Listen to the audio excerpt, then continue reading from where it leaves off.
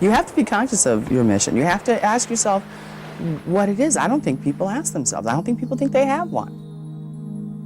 My name is Del Chapman. Del Chapman. I'm named after my parents' mothers. Delle1A Chapman is my whole name. I used to think that my mission was to explore and write about love from various angles. I don't think people give themselves the kind of credit they deserve for having been created with a purpose that is important and indispensable and irreplaceable and unduplicatable. I was diagnosed with cancer a year ago, almost to the day. You really have to get busy with the mission if you're, behind schedule after you get news like that.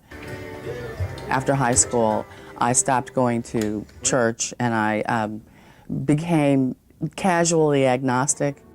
After about, several years of that, I just didn't seem to be getting anywhere in terms of my career, which was frustrating enough, but there was a fair amount of confusion about what really mattered in life. And so I had questions about, what my mission was, and what was I supposed to be doing, what was wrong. So the way that I try to fix problems that I can't admit to sometimes is through writing.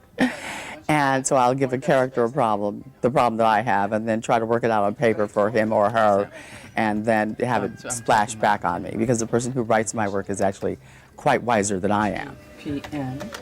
to 8 p.m. In order to do that, I had to kind of do some research. So I revisited a church. Jesus knows I'm sorry. And I really wanted to receive communion.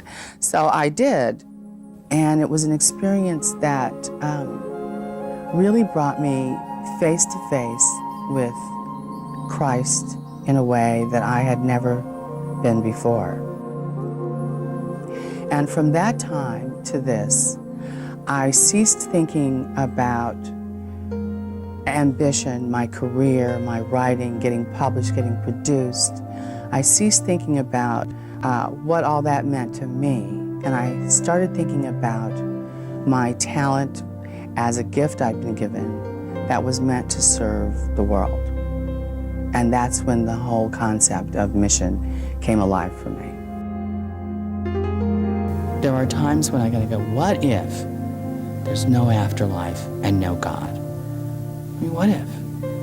And when I have those moments, I say, well then, if there's no afterlife and no God, and all there is right now, this life right now, then I wouldn't live any differently, because love is all that matters.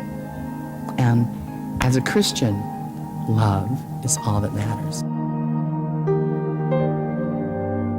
And God is love. God is love. The whole concept of mission came alive for me.